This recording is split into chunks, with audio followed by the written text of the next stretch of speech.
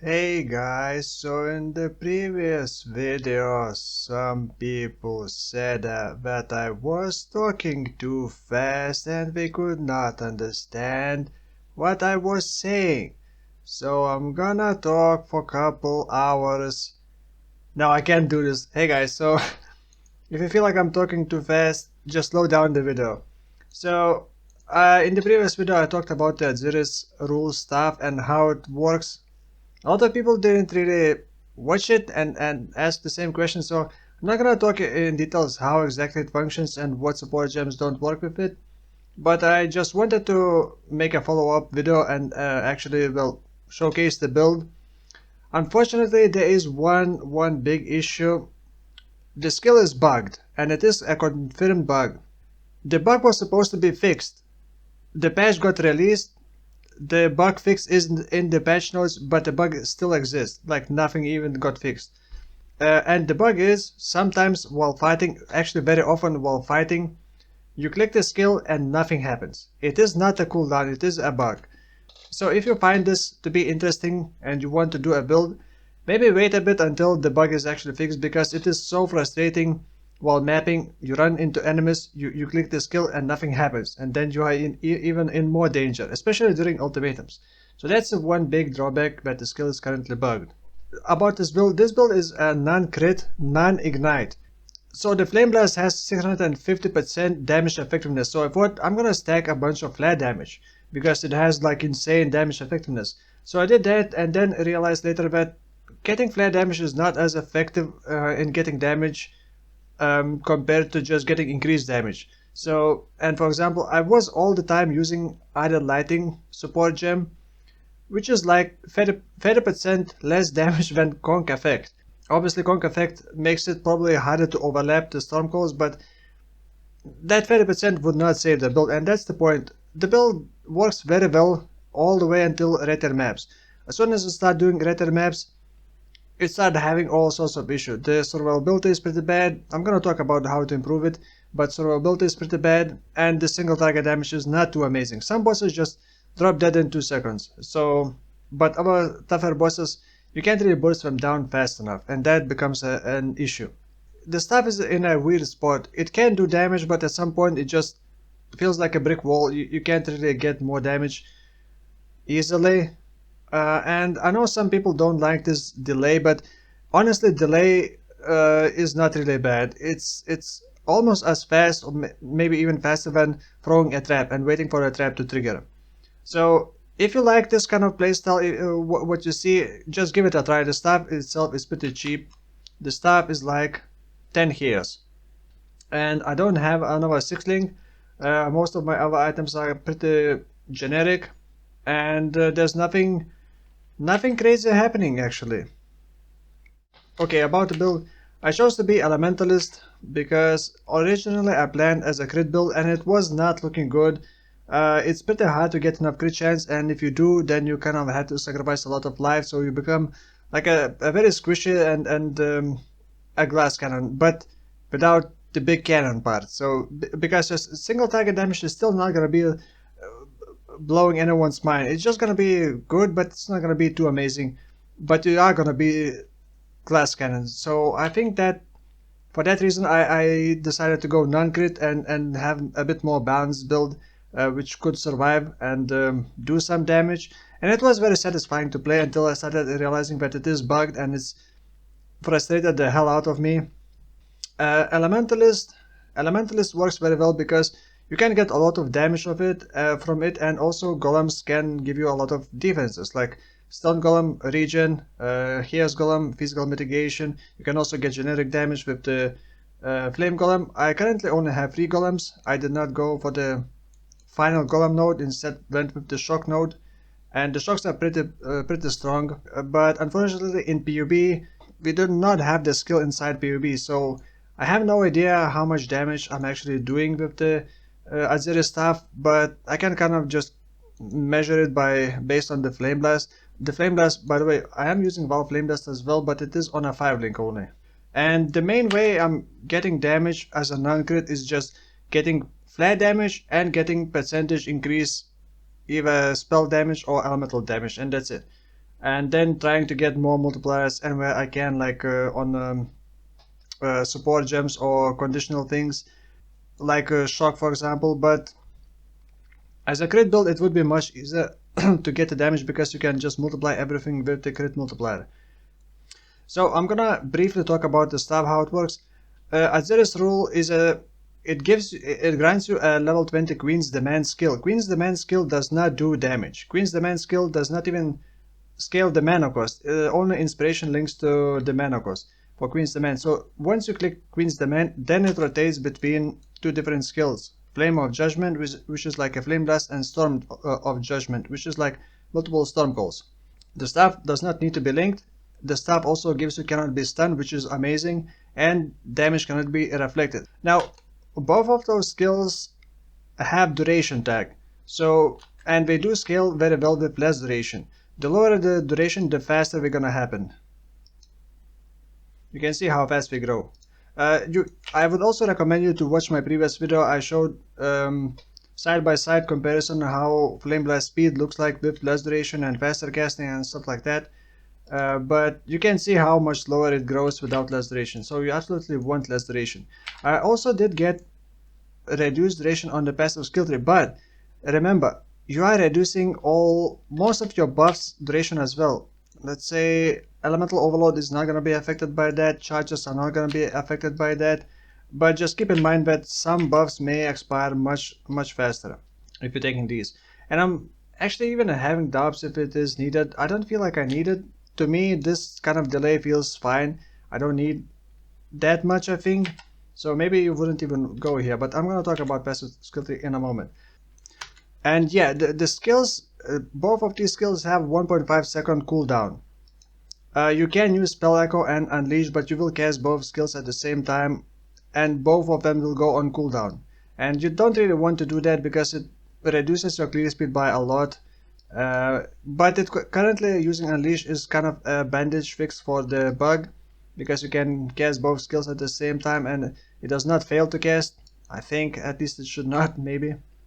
So I do actually have boots with cooldown and recovery rate, and I think I don't need more cooldown. Like, look at how fast I can keep spamming these skills. This is plenty of speed in my opinion. You don't really need more. Body armor, nothing special, just big life, and endurance charges help a bit. Helmet. So for the helmet, ideally I wanted Crown of the Tyrant because it lowers nearby enemy all resistances by 10 and gives you a bunch of flare damage.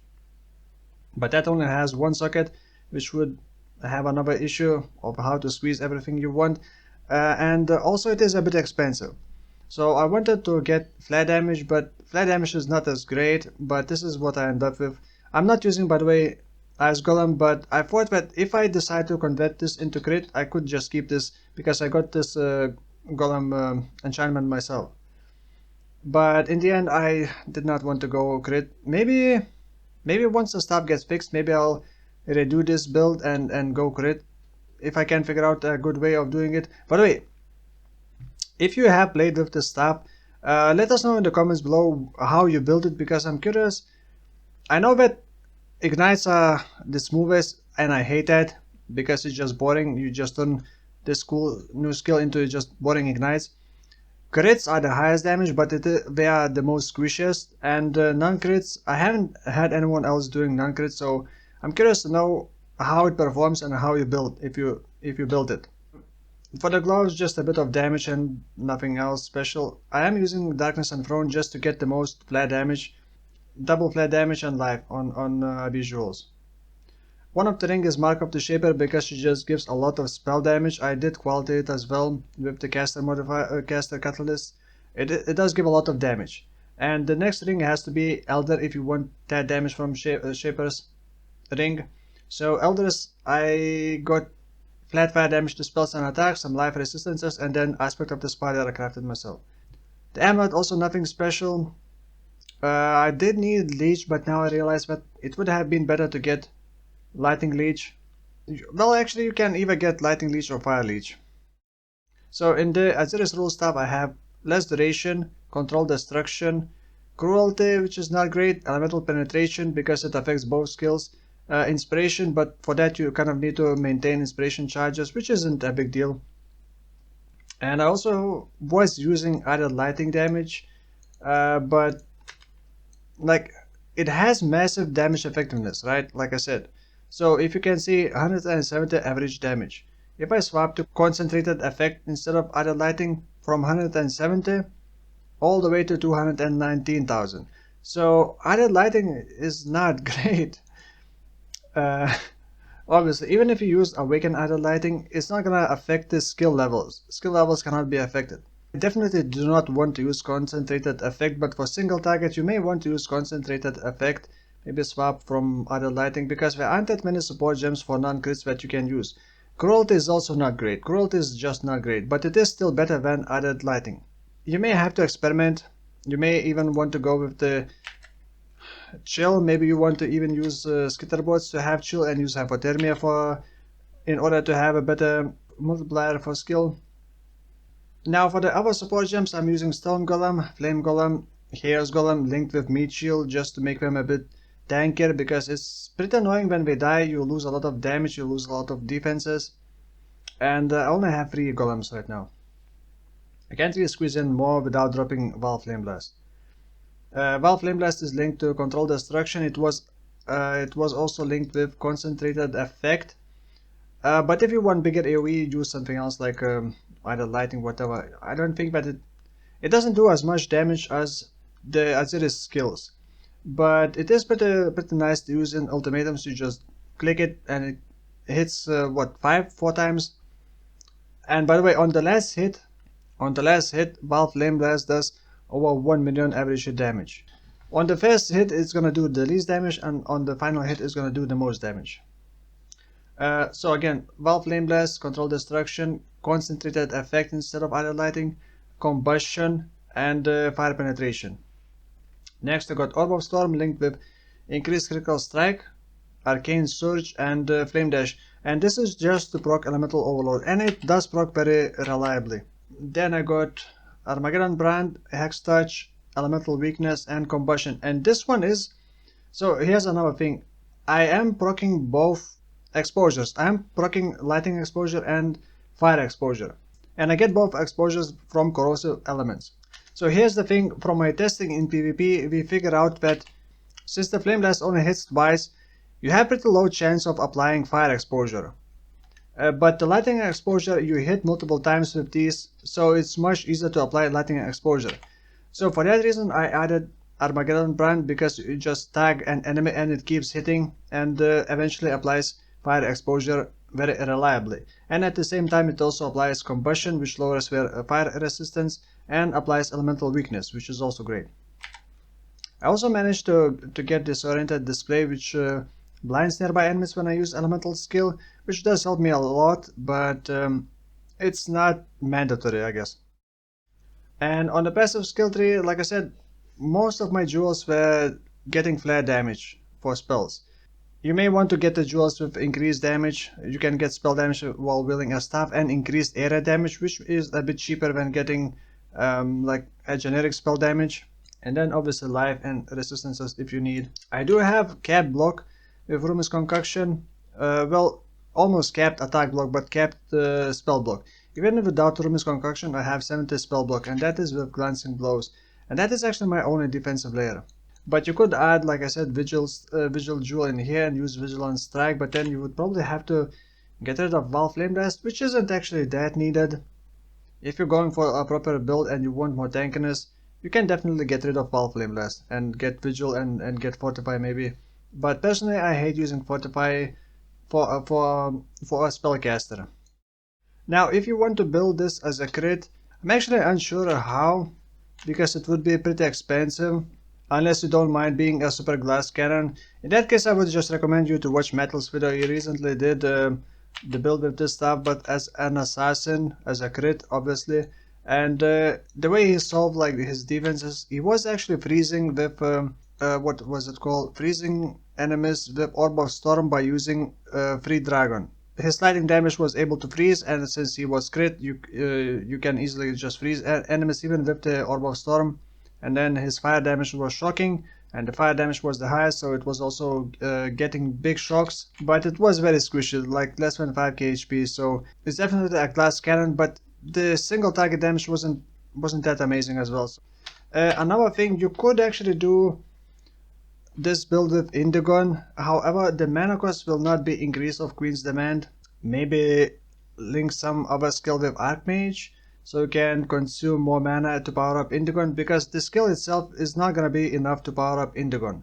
So you're gonna need some other skill to power up Indigon, but Indigon would give you quite a lot of damage, but also you would also need to build mana, so I'm not sure, you would not be able to reserve as much.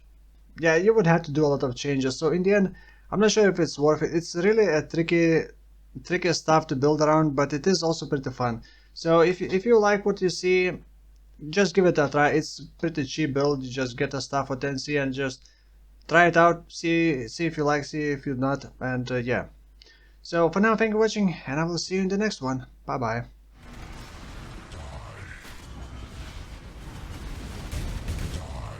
No, come on.